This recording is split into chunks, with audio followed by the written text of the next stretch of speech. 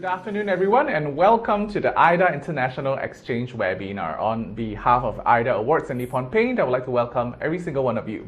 So this is a space where we learn what we don't know and reinforce things that we already know. Whether you think colors and coatings is your cup of tea or not, having these insights and tips will definitely help you make your design process more fun and practical. For those who are keen to join this year's AYDA Challenge, we'll cover a bit about post-pandemic trends that has helped us inspire the trend beyond colors and also this year's challenge. Definitely something worth pondering about. I do have a video to talk about briefly what the trend beyond colors is all about. To the video. Whoosh.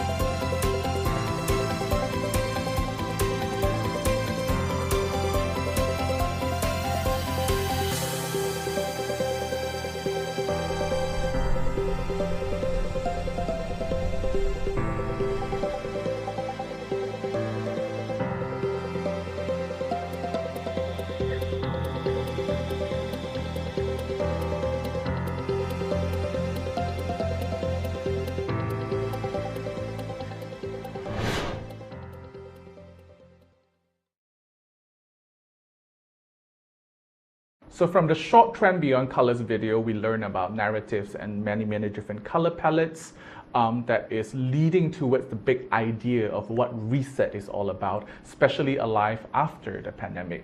But speaking of colors, I'm definitely no expert. That's why we're here. We have Jolene, who leads the color portfolio at NIPSI. Hi, Jolene. Hello. Hello. And then we have Wei Ling, who is very experienced in color development at the Nippon Paint Malaysia. Hi, Wei Ling. Hi. Thank you so much for joining us, guys. I really appreciate it. Thank you on behalf of all our AYDA students and mentors all around the world. So in short, I'm not good with colors, so I've gathered two people who are experts, very good at it, so they'll give us and show us different aspects of colors and coatings and how is it relevant to you and your users. So there are three parts today. We'll learn about the trend beyond colors and its intended impact, how colors come to life in the real world, like how to actually make these colors work for you, and lastly, how do we become more conscious and mindful in our design process.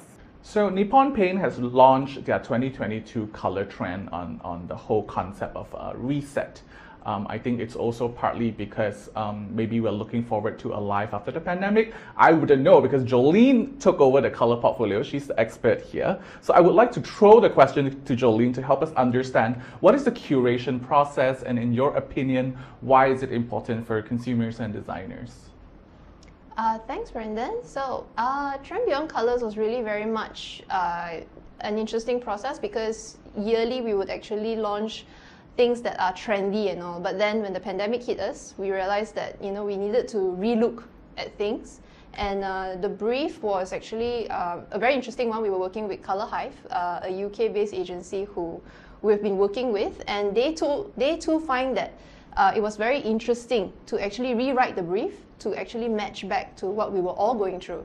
So at a point we realized also that no matter who you are, no matter what you're working with or what you're working for, we were all going through the pandemic the same way. We were stuck at home, we were experiencing things very differently, we were seeing things differently. So then the color trend that we launched was curated to how we can get out of the pandemic in a more optimistic manner. I know that I read the book briefly, and I know there's like many different major colors and palettes. What's your personal favorite, Jolene?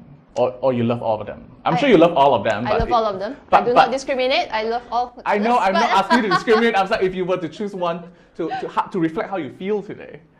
Well, okay, personally, I'm not a pink person, but there is this particular color, one of the key colors called Vintage Vase. It's actually a clay-like neutral pink, which really looks, it's not too pinky, but at the same time, it really reflects a very neutral vibe. So I'm always about vibes, you know, where at the end of the day is color, how do you interact with colors? And this particular pink actually gave me this very, very serene, very calm feeling as well. So I think that particular pink represented one of the key pillars we have, which is actually restore. So restore here is something that all of us were trying to do because we were stuck at home and we were, you know, stuck in our whatever room that we were in. We were working from there, we were eating from there, and then we decided to do a makeover. You know, we do little bits and pieces of things to do that. So that itself gives us a bit more cozy feeling, you know, being in that space, even if you're stuck in it. Yeah.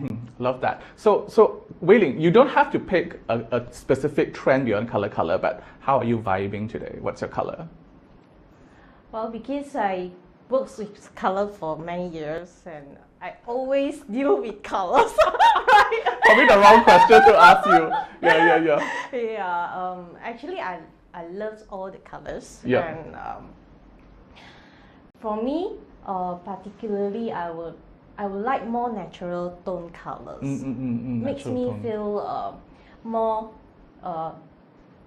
close to the nature. More close to nature. Yeah, close to the earth, so that you will feel more comfortable and restoring much. Yeah.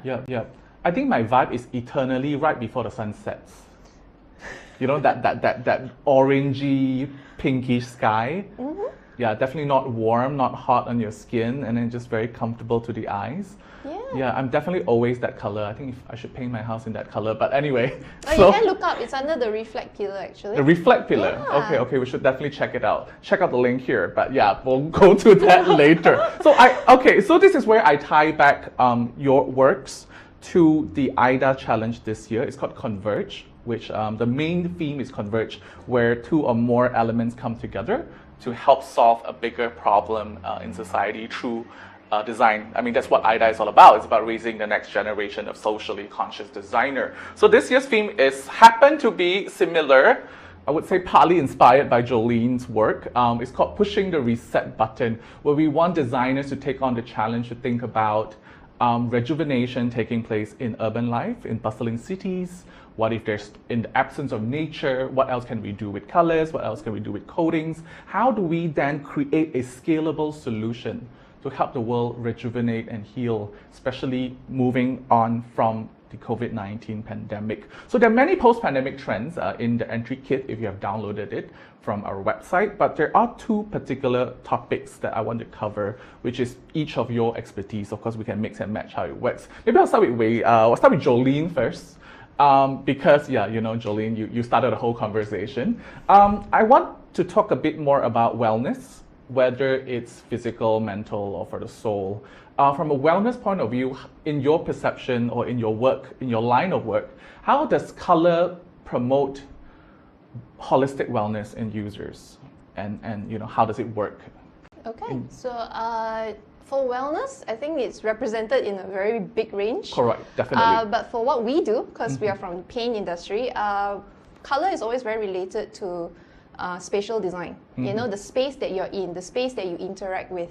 So at the end of the day is when you actually use colors, there must be a purpose. You know, you want a color with a purpose. You want to make sure that the color makes sense to the space that you're in.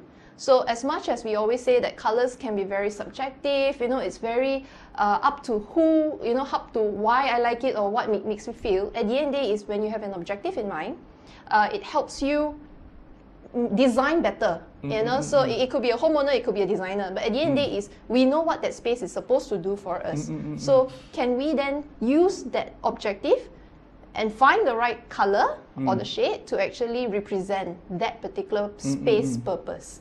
So I think what I hear from you is really perhaps in our creative design process, you don't put color per se as an afterthought, but you try to put it at the beginning with more intention on the end goal, what we're trying to bring out through our design, if I hear you right. Yes, that is very ideal because you mentioned about wellness, right? Wellness has to start from the beginning. You know, it has to work for you from the beginning, because you don't want to do something and then realize that you put in the wrong color and it just totally clashes with everything that you're supposed to be doing with it. You don't feel connected to that color, or you feel that the color doesn't represent correctly what you're doing. So what we wanted to also promote with this webinar is also because we wanted designers to be more conscious, you know, be more conscious about what is it that you're designing. It's not just being creative for the sake of being creative. It's not just achieving an aesthetic look, but it is also with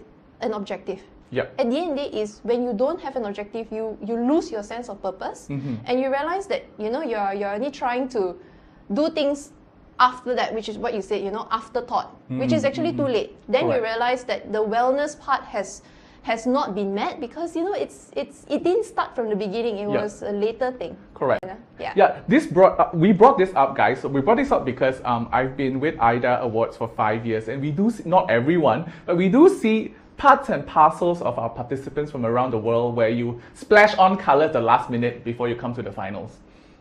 Maybe not the smartest way to do things. So it really is about really putting consideration of the objective, which ties into Wei Ling's expertise in terms of performance, right? How do we put in this consideration? Or how would you advise young architects and designers? How do we put more strategic and conscious decisions and considerations when we are about to specify a paint, even if it's just for a design concept? For us, right? Now, how it says that actually colors, we can have different performance. The performance is actually different from interior and also exterior use.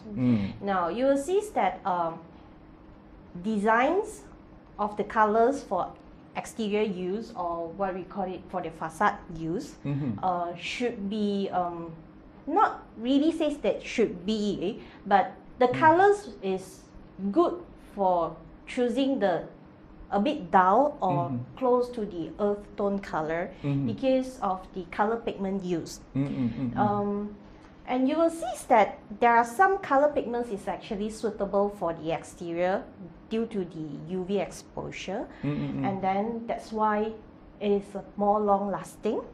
Compared to that some of the vibrant color that you want to put outside, but then within 1 year then it faded.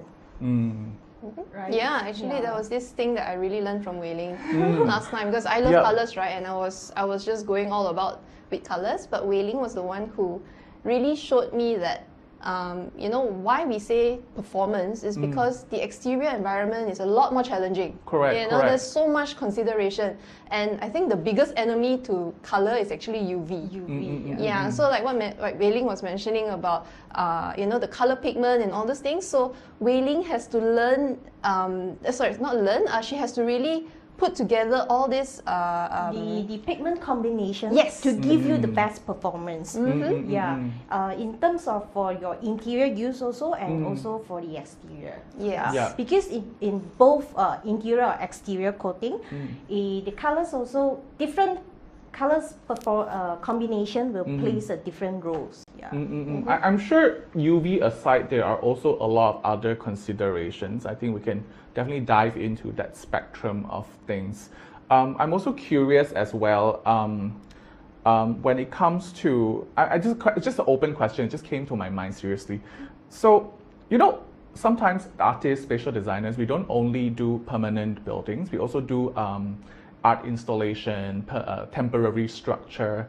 Is the consideration similar based on the scale, or like how does it work? Like, or generally it's just the same formula, whether UV is present? It's the same.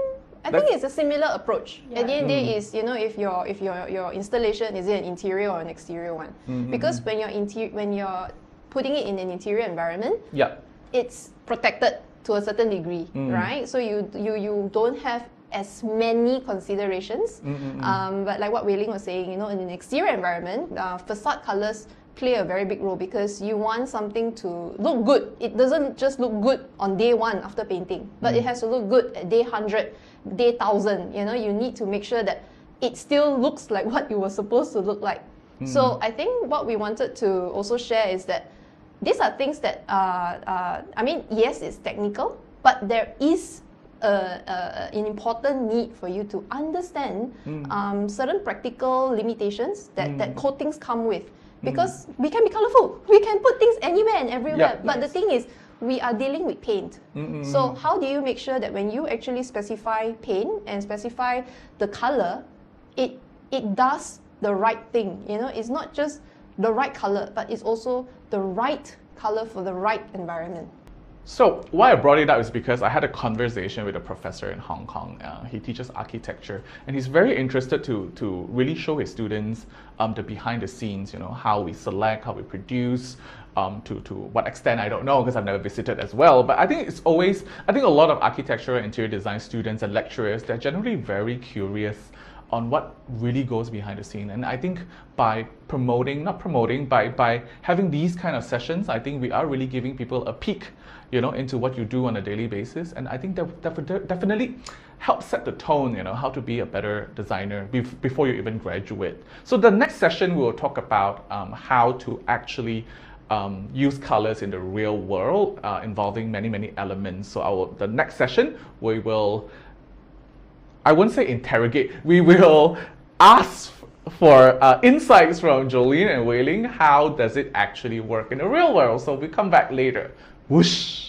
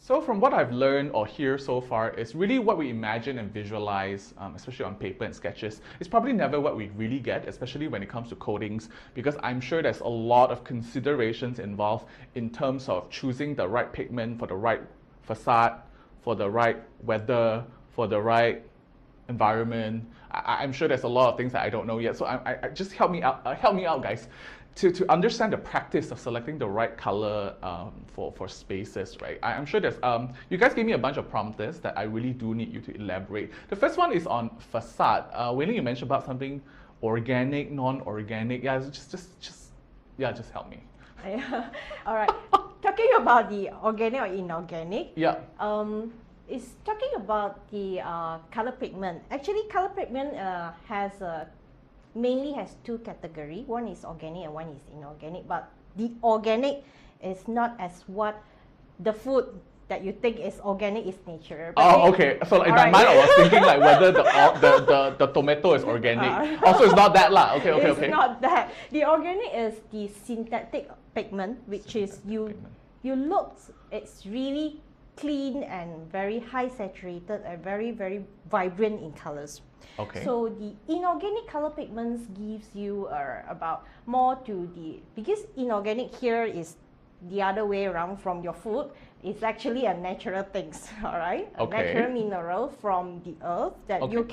you can really get it. And that's why that actually the colors gives you is a bit dull, more dirty, right? Just like your muddy tone or whatever, right? So from these natural things is actually more stable, or what we call it, more durable, right? Okay. For your exterior or UV exposure, Okay. right?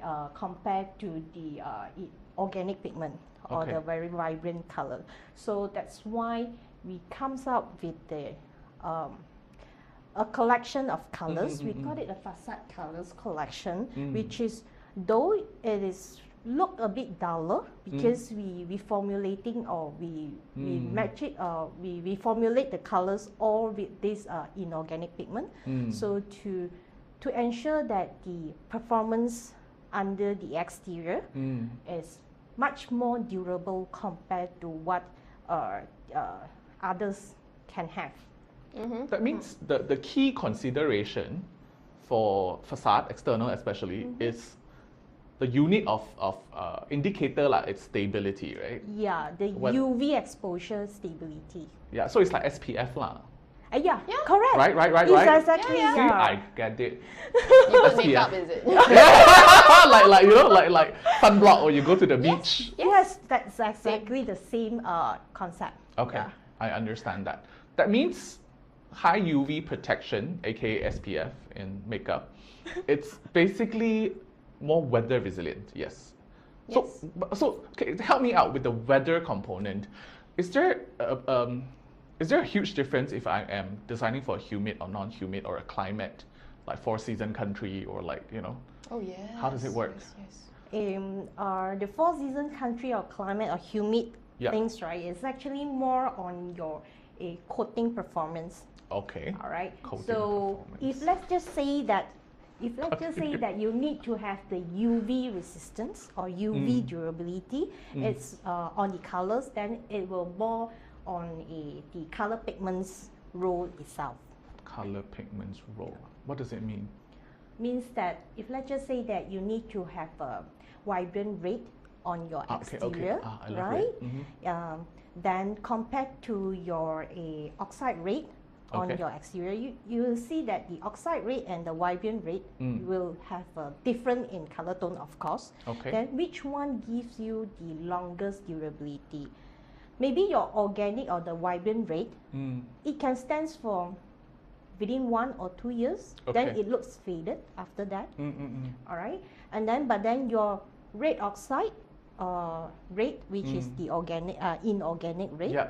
then it can stand for 5, 6, 7, or even 10 years. Mm-mm-mm. You can still, the color still looks very good. This reminds me of the question previously. Remember I asked about what if it's a permanent building or if it's a temporary structure. So if I'm an artist or an architect and I want it, let's say it's a 6 months exhibition, then I can use the vibrant red lah, right? Yeah. Because I understand the performance, or I want to say how old is the paint, the durability of the paint, the stability of the paint. Because at the end of the day, it's also as a brand, it's very important for us to also uphold a level of quality. So we have to make sure that we are able to offer you good colors, good coatings, and colors and coatings have to come together and work together. Correct. You know, because at the end of the day, is you're designing something for the environment. Yeah. You know, it could be in Malaysia, it could be in the UK, because at the end of the day, the environment is always there. Yeah. And how do you work the design in the environment is very important. Correct. Right. So like what Wei Ling was sharing, at the end of the day is how long you want it to last. Yeah. It matters. Correct. This is one thing I've spotted as well. Remember we talked about color and coding be an afterthought in a lot of design processes, right? So I think if you really take a step back and you think about it earlier on in your design process, be it for AYDA or for other challenges or for your actual design projects, if you think about it from the very beginning, I think you would make better decisions as you are progressing in your design. Yeah, I think this is something, pick it up, write it down somewhere. Yeah, I think it's important because sometimes I'm not a judge, I can't judge you, but I've been judging alongside the judges, right? So sometimes they are great design, they're great concepts, right? But I feel like there's something missing. This could be one part that is missing, that you didn't put much consideration into. Like I have seen students, finalists from the past year, where they put full consideration for all 4 seasons. They are very weather ready, you know? And these are the things that I think judges would appreciate as well, or just people in general would appreciate, you know, the kind of user-centricity and that consciousness in that design process. So enough with the outside, let's go inside, because Jolene talked about this and I also don't understand. I'm a bit half blind, sometimes I can't tell things apart. So from an internal point of view, like let's say interior point of view, how does lighting and ambience, you know, how do we combine that with the right color to create the right kind of mood, you know, like maybe one of you can help me. Okay, so I can elaborate a bit on this. So when it comes to the interior, right, it's a lot more fun because actually your choices of color is actually a lot more. You know, you can really go crazy with the colors.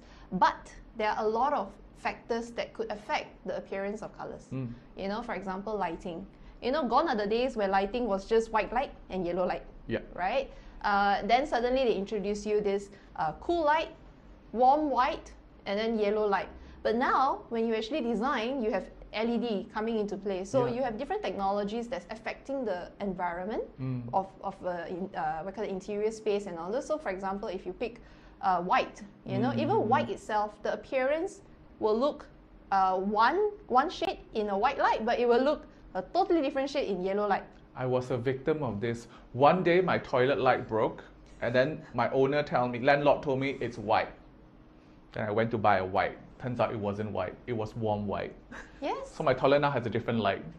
Just one. The others are the same. It's always that same problem, you know, like when you go shopping and you try on this outfit in the fitting room, you look so good. But then when you try it back at home, you're like, how come the effect doesn't look the same? Sometimes I wish I can travel with the lights from shopping malls. You know, they're just constantly around me. Make you look good all the time, right? Right. Yeah, so that's why designing for interior spaces, it's a lot more fun, definitely, but there are a lot of considerations. So one of it, like you correctly pointed out, was lighting. So lighting is also very important because as a designer, you don't just specify one part of the space. Correct. You have to design the whole space. Yeah. Right, so you have to make sure that the lighting that you choose makes your color choice look right. Yeah. You know, so even taking for example like white. White will look different under different kind of lightings. Correct. So you imagine other colors. The other colors will also look different. Even we have always come across people voicing out frustration. You know, they pick the gray. You know, but when they actually put it in the house, they say that it turns out brown. You know, so they go like, oh yeah, you know, in the shop I picked it as gray, but when I painted it at home, it's brown. So then when we actually look at it, usually in the shop, the dealer's shops or what, it's always white light, right? Yes. So the grey looks great. But when they paint it at home, the whole entire living room is yellow light. Yeah. So suddenly everything turns brownish. So then they will say that the color is wrong, but actually it's not really so much on the color, but it's actually the lighting. How the light bounces off the color. Correct. Right. I have I don't know if you would resonate with this with me. You know, there are many buildings and maybe art installations. They look wonderful in the morning. Yes.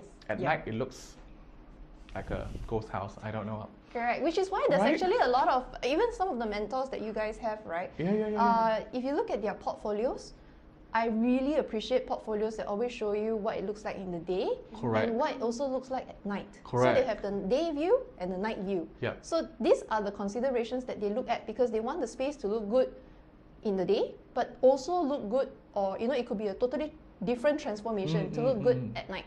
So lighting itself plays a very big role. It affects the environment, it affects the appearance, it affects the ambience entirely. Okay, got it. Try things on different lighting, right? Don't be fooled by the shopping mall light. I got you. Got it. You guys have to understand I'm not a designer. Yeah, I come from a different environment. I come from a different background, right? But yeah, I get what you mean. Really, it's putting more consideration into that as well. Especially, I think if your building is so-called biophilic or in the middle of a forest, I think the consideration points are even one step further and higher. Yeah. So that ties into my question to Wei Ling. Wei Ling, I know on a daily basis you do a lot of different portfolio and different jobs, but can you tell us how do you pick the right material and function and then put it together for your clients in order for them to deliver the final? So see, this is where Jolene mentioned as well. On paper, it looks like this. When it comes out, why like that? So this is always the issue Wei Ling always face. Correct. So I'm just no, because I want Wei Ling to elaborate, and then maybe you can add on so that you guys don't repeat this mistake when you start practicing. Yeah. I think the issue is always this. They always design on paper, translate it onto screen, and then they come to you with something printed, and then they tell you that the appearance doesn't look right, Colors doesn't look right, they can't find the right color to match their design. Yeah. So there's always What is the trick here? Up your sleeve. Literally. What's the trick up your sleeve? No. I think it's because mostly all the design is by using the software. Then it will prompt and show you the colors with the screen colors, which is with the RGB value. Yep. So it's mainly actually RGB value, and then the RGB, which is what we have printed onto the paper or the ink, or maybe they printed out with a printer, right, is actually CMYK value. Okay. Right. So even CMYK and RGB also, you will see that although there is a same, it seems that the converting with the same color value from RGB to CMYK, but then in actual printed onto the paper is actually different from what shown in the screen. So, and then it also there is a difference when it is in a coating itself, because with the coatings then we are using the CIE LED value, which is another type of value for us to do the color formulations in the coating itself. So that's why then to have the exactly 100% close match of what CIE LED value with the coating to your design from the RGB value is totally, we can say that it's very, very difficult to achieve. Yeah. What if I'm a specifier, I'm a developer you talk about oxide rate and vibrant rate, right? I dye one vibrant rate. How? Now, we can say that you want to have the vibrant rate, right? On the wall. On the wall. Exterior. How would you usually solve this kind of challenge? Of course, one thing we need to upfront to tell a client says that with this a vibrant rate, and the durations that you can get is how long. Okay. All right, this is what you need to get to know. So the second thing is, if let's just say that the client is accept on the duration, it says that, oh, I can accept for only 2 years or only even 1 year, then it's enough for me. All right, then no issue. But then the other thing that we need to upfront tells it, in organic you will see that all the natural, just like your sunblock or your foundation, everything, right? It can cover your makeup very nice, to have a very nice base. So it means that actually it has a very good coverage or opacity. All right. So if let's just say that you want to have the very bright, vibrant rate, then you need to know that the opacity or the coverage may not achieve to what inorganic colors gives you. So it means that instead of maybe normal coating, you need to have 2 coats to cover, give you a nice color. But then with this organic vibrant color, then you might need to have 4, 5 coats. Or even you need to have an extra, we call it color undercoating to cover it. Then only you can apply this bright red. So it literally is creativity comes with a price lah. Yeah, because at the end of the day, I mean, as designers, you know, as an architect, you know, you are not designing something for fun, for you know, don't know who, right? Yeah. At the end of the day, it's like what Wei Ling, actually there was one keyword I picked up. She mentioned client. At the end of the day, when you're doing something, you're designing towards a brief, right? And if you are aware of all this, you know, you want to design, you want to be a better designer, you want to be more conscious in your decision making, this is just really understanding the context. So when you actually design for your client's brief, there are things that you can also educate your client. You know, if you want something like this, this is the pros and cons. If you want something like that, these are the pros and cons. Which one are you going to, you know, accept? Because we also know that clients have different briefs, they have different budgets, they have different objectives as well. So at the end of the day is, we can do a lot of things. You know, at the end of the day is, do you want to pay the price for it? We even always have this question where, can we have, you know, a universal coating, you know, that just paints everywhere and anywhere and it will last forever? You know, yeah, it can be done. But the thing is, that means you're like putting every single form of technology into a can of paint, which could cost you 10 times the price. And will it be something that you're going to pay for? So there's a lot of, again, the consideration here for designers here is that at the end of the day is, when you want to design, don't just design on paper and on screen. You know, because when it comes back to the materials that you're looking at, you know, is of course not just coatings. There's so many other substrates that you have to look into. But I mean, for us, we are we are representing the coatings industry. The idea here is that how do you work within certain practical limitations of the coatings world, but still be able to be creative about it. So how do I be practically creative? And creatively practical. Creatively practical, yes. So yeah, I think, that leads me to the last part is, I don't know if I'm using the right term or the right angle to it, is how can colors, and in your case coding, help spark creativity in designers? I'm not sure if I'm voicing this right. So it's basically like, how do we create this parameter that we can safely be creative in? I don't know, I'm putting it right. If we try to understand you correctly, I think maybe sparking is not the right word.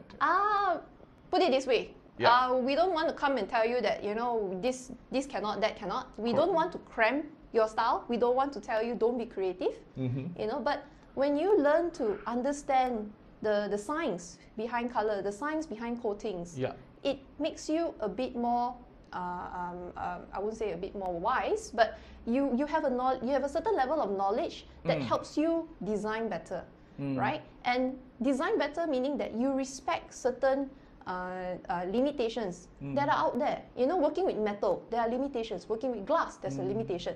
So it's the same. Working with coatings also has certain limitations. But don't let that block your creativity. At the end of the day is, if you can't you know, go through it, go around it. You know, so this is where we want to also. I think the idea here is really to just get you to understand that if you understand a little bit more of colors in a coatings perspective, you will realize that you are able to do things better. You are more conscious in your decision making. Question. I don't think it's a question. I think it's a question. Let's say I am a architectural student or an interior design student, and assuming on campus these are things that I don't learn, where can I go get these information? Is it from Nippon Paint directly? Or are you guys gonna make me organize more sessions for you? Most probably you can make Brandon organize it. So okay, I can organize and I'll invite them back so that we can lock them down and, you know, I don't know, like. Well, honestly, there's a lot of things that you don't learn in universities, because I'm a product design student. I practice design, but it was only through working in the real world that I actually learned all these things. You know, so but I mean that's the idea of this webinar, right? We are offering you a platform where you can actually ask questions. Probably you may not know the right questions to ask, but we hope that the things we say actually does trigger certain curiosity in you. And yeah, I think we'll try and help Yeah, to yeah. answer. Because especially for my AYDA students, you know, we're all around the world. There are like thousands of universities. They are all my partners, and they send us, you know, great designers. So I'm sure a lot of people. Yeah, I think this is a good chance to get Nippon Paint to organize more of this kind of exposure, even to lecturers, fellow lecturers as well, mentors as well. I think it's a good thing to have. So points to consider from a more practical person here. Points to consider before I become creative or while I'm trying to be creative is budget. Who's going to pay the bill?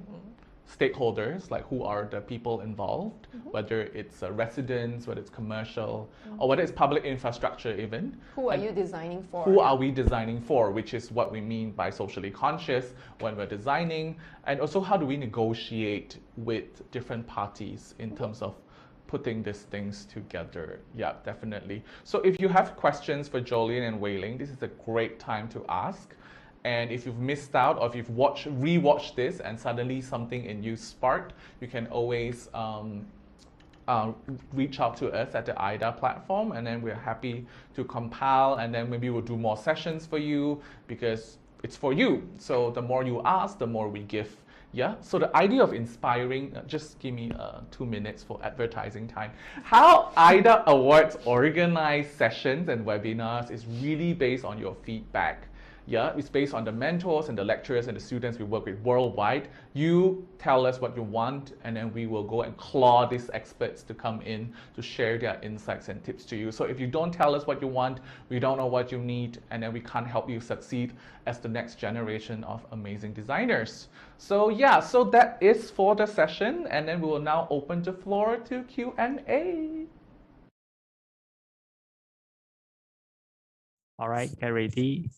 Live. All right. So before we move into Q&A, I have to explain what the word die means for those who are not from the Malaysia, Singapore region. Sorry, my inner Malaysian just came out. So the word die is literally die, like when you stop breathing. So the word die, it's a very local lingo of you insist on doing something even if people have advised you not to do it. For example, a tsunami is coming, people ask you, don't go for a swim, and then you want to go swim. Basically, yeah. So it's like persistence and insist of doing something you want to do. That's what die means for those who don't understand. Apologies if you don't understand. So yeah, back to Wei Ling and Joe. Wei Ling, you need to unmute first, so later you can just jump in. So I'll start with a simple question first. We talked about painting over substrate like SPF. How many layers is enough and how many is too many? All right, so now, of course, the minimum, of course, just like whatever we want to do, the makeup or even the skincare, you need to have the foundation, which is the very good base preparation, which is we need a sealer or even a primer, which is considered your foundation. That foundation, of course, basically you need to have 1 or 2 layers. Then normal, what we said, to put on your finishing coat or top coat or the colored coat will be 2 layers. So in total, 3 to 4 layers will be a normal condition. So if let's just say that you would like to, or you get some colors which is very vibrant or bright, then you may need to have additional coat because the coverage, or what we call it, the opacity is not to that extent to protect and to give you the final color that you need. I see. Wei Ling and Joe, so is that why we don't see many colors on like big corporate buildings and residences? Because they're mostly brown and gray and like Yeah. So it's a budget issue lah. Yes. Not really a budget issue, but then that's the, what we call it, the facade color range, where actually it can stand more long lasting.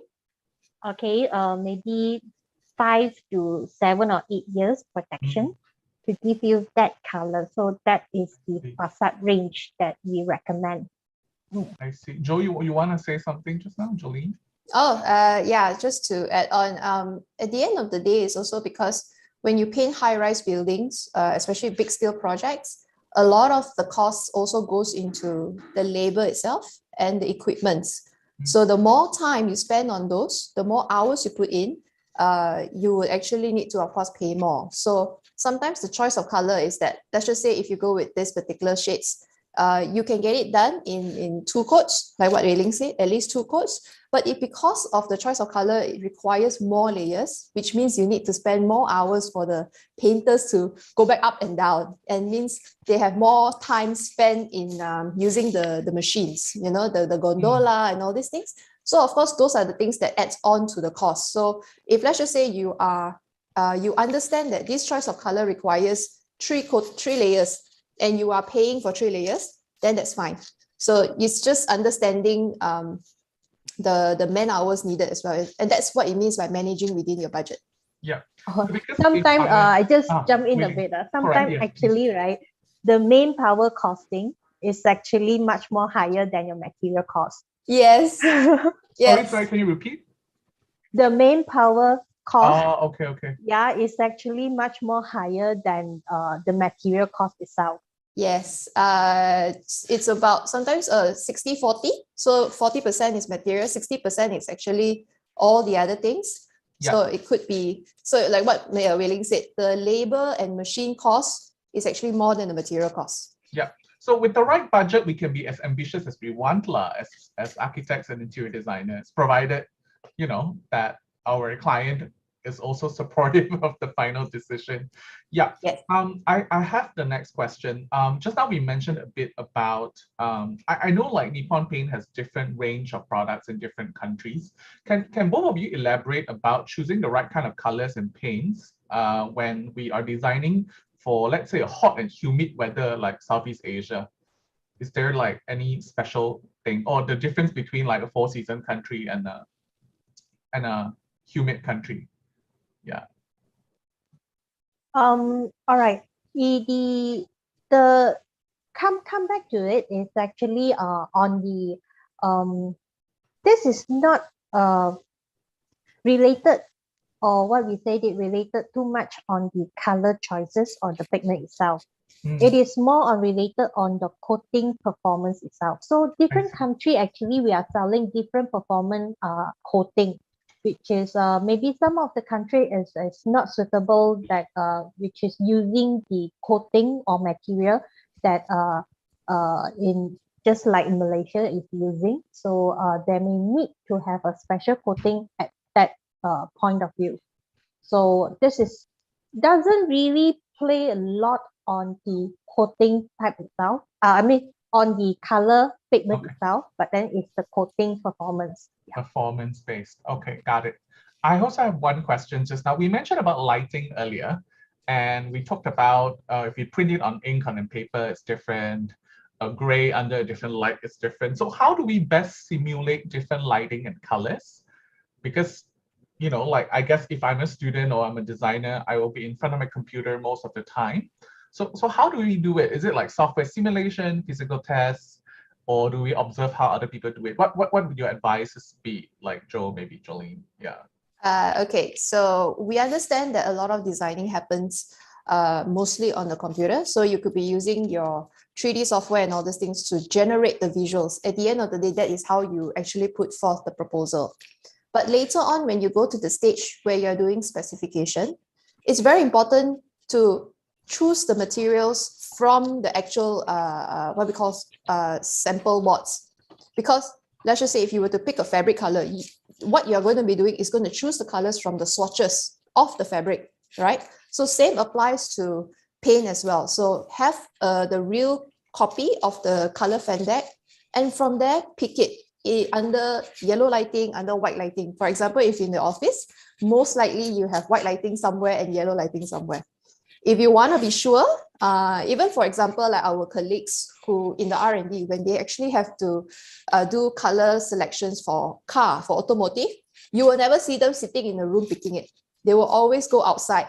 They will always pick it under the sun, because at the end of the day, your car is driven under that kind of environment. So they will actually do it that way. So if you're choosing something that's for exterior, just, take a few minutes outside and actually have a look under the actual environment, because the 3D software can simulate to the closest possible. But if you have the opportunity to do it in the actual environment, why not? Yeah, this is very much like how a lot of our international panels and judges were talking about.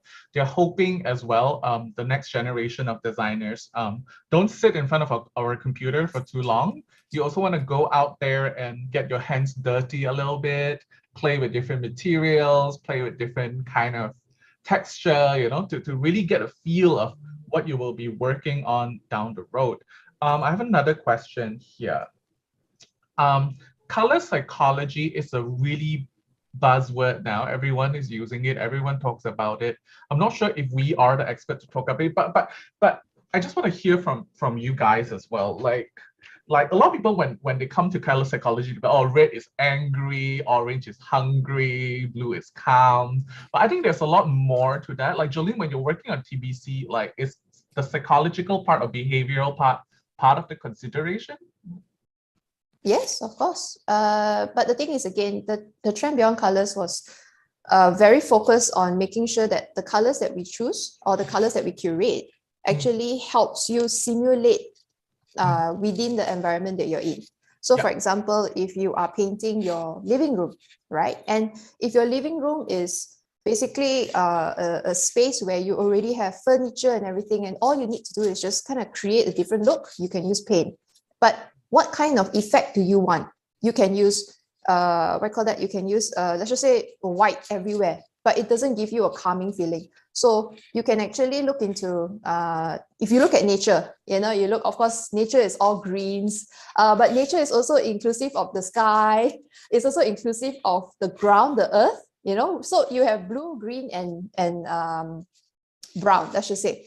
But those elements are the one that inspires you to then bring it back into the color choices of your walls. So you can actually use that, because the psychological effect of experiencing those elements can be represented through colors. So yes, true, red does represent angry, but red also does represent energy, for example. Blue does represent calmness, but blue is also a color where when you look at the sky, you see beyond, you open up your eyes and see more than just what you've been seeing in the room. So it's, at the end of the day, how does it affect you? So as designers, what is the effect that you want to leave behind for the people who's going to be experiencing that space? So again, in color psychology is a huge thing, and it's going to be always a huge thing, because at the end of the day, it helps us understand colors a little bit better. But the difference here is that as designers, we have more than just effects to play with. We have so many other considerations. So it's a wholesome thing that you need to look into. It's not just one portion and say, okay, if I paint this wall blue, this entire office will be all calm. But then the backlash is that everybody is too calm. Nobody's energetic. Nobody is, all there and energized to be in a brainstorm session. So you also need to make sure that the blue must play the right role. So over here, color psychology is about the role of the color in affecting the users or the person that's in that space. Yeah. So I guess from what I hear, or from what I understand about behavior as well, I guess we, as designers, we need to first have an intention in mind. What do we want this space to do for people? Whether it's a productivity space, or it's a relaxing space, or it's a space for you to fight, I don't know. But the study of color psychology is really how certain colors, as part of the environment, not just colors, including the finishes, the design, the lighting, or the absence of lighting, right? And how it induces a certain type of behavior that you're hoping to bring out of people. We have more questions coming in. Give me a second. Yeah, thank you. The question, does culture of a community affect the exterior lighting of buildings? Sorry, the culture of a Does the community. culture of a community affect the exterior lighting of buildings? Let me try to understand this question. Allow us to dissect that too. I'm not sure if we understand you correctly, but I think the exterior itself is an environment of its own. It doesn't matter what kind of community is around it. But again, how do you then consider your environment? So of course, the environment, like what Wei Ling has also shared earlier, UV exposure is just one part of it, one component where you need to make sure that the color performance is long lasting and all those things. But the thing is, you also want to make sure that your building is it part of the community? And if it is part of the community, how do you then make sure the color palette that you're dealing with is complementary rather than contrasting? Yeah. So I just, maybe I'll dissect this from another perspective. Okay, so the word here, I think community or culture of community, it really depends. For example, if I am a beach, right? So it matters whether I am a conservation area where I have to have very little lights so that I can get marine turtles to come and do their nesting, right? For that, you cannot have light pollution. But if I'm looking at a tourism area, like another touristy beach, then there will be a lot of parties and lighting going. So I guess when it comes to that, in terms of different communities and different function and context, yes, it will affect how brightly lit or how dimly lit in terms of the lighting of our buildings. So I hope I understand the question correctly. Yeah. Even if you don't, please write to Brandon. We'll try and answer you. Yeah, we're totally you can always follow up with me. I'm more than happy to break it down. Let me just see if I have any more questions. Okay, say I am a student or lecturer interested in learning more about colors and coatings. Where can I get this sort of information and insights? Is Through this Nippon Paint? AYDA webinar. Sorry, I'm promoting AYDA. But yeah. No, I guess this is a question to me. I guess it's not. I guess for those who are wondering if you're a student or lecturer and you want to learn more about these, honestly, I'm the organizer.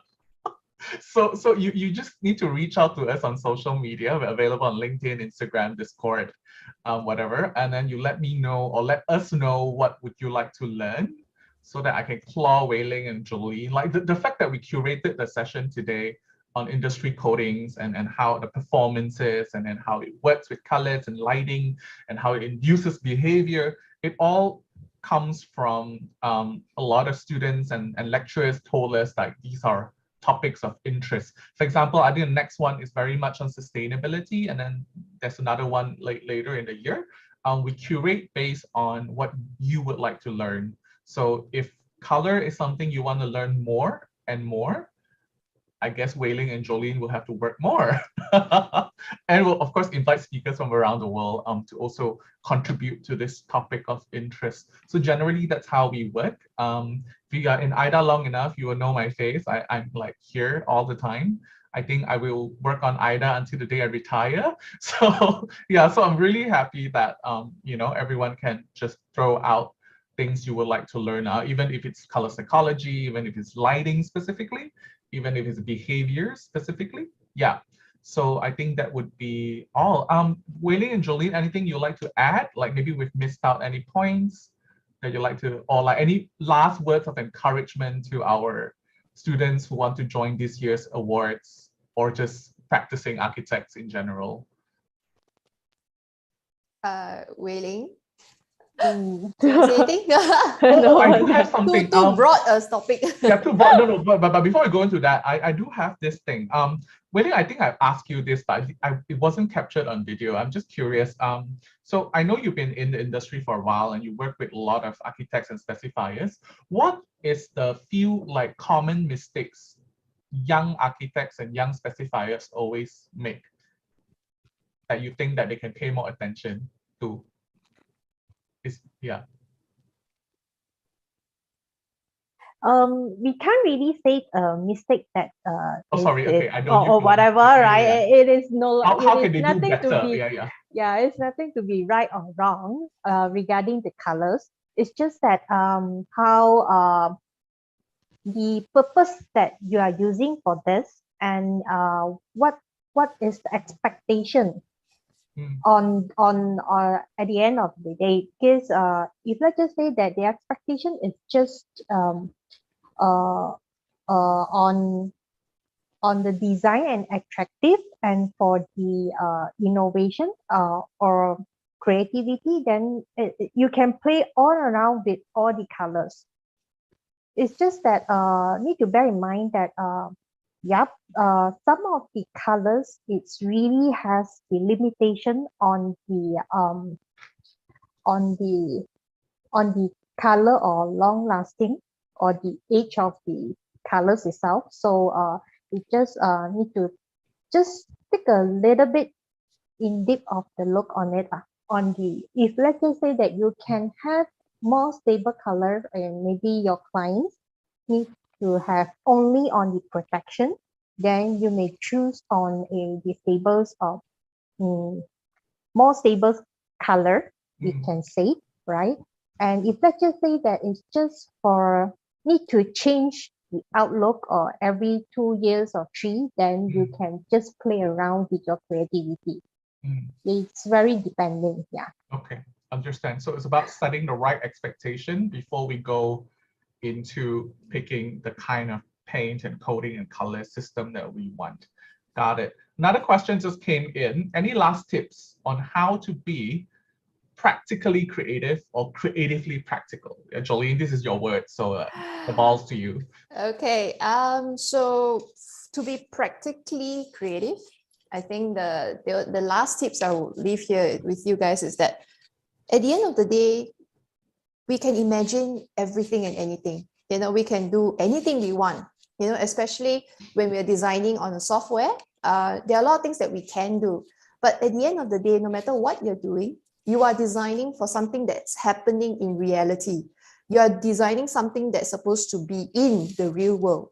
So when you want to be, when you want to push it, you want to push the boundaries of how creative you want to be, it's always important to understand simple foundations, you know, the basics of how things are, the basic understanding of materials, the simple basic understanding of different substrates, the construction methods, and that's of course inclusive of colors and coatings. So when you have a better understanding, then you know how to be, then you know where to push, you know how practical you want to be, which leads to being creatively practical. Because when you are able to understand, you have you know how to go around things and all those, you will then be creative with while respecting boundaries, you know, because we wish, you know, that materials will behave however we want it to be, but the thing is, in reality it doesn't. So if you understand better, you will design better, you will make better decisions. Of course, in our topic we talk about colors and coatings, right? Unfortunately, there is no Bible for you to say that, okay, you need to learn these 300 pages, you know, of things, then you will become the ultimate designer. Unfortunately, it doesn't work that way, because even like for Wei Ling and me, we've been working in the paint industry for years and we are still learning. You know, there's always new technology, there's always new challenges. So it's always keeping yourself updated, knowing what's out there, accepting that things will change, things can evolve. And you know, you are ready to be how you say, you're ready to understand why those changes happen, and then you can then again be practical and be creative. Okay, so we of course don't expect anyone, you know, to learn everything in universities and then after that graduate, and you know, when you go out in the real world, you know everything. It doesn't work that way, unfortunately. So always be ready to learn, because honestly, that's why I love my job as well, because every day I'm still learning. I'm still learning new things. Even having a conversation with Wei Ling, you know, I'll be like, I didn't realize that. I didn't see it that way. Yep. You know, so always have an open mind. You know, always see things from different perspectives. That itself will help you see things a lot better. Yeah.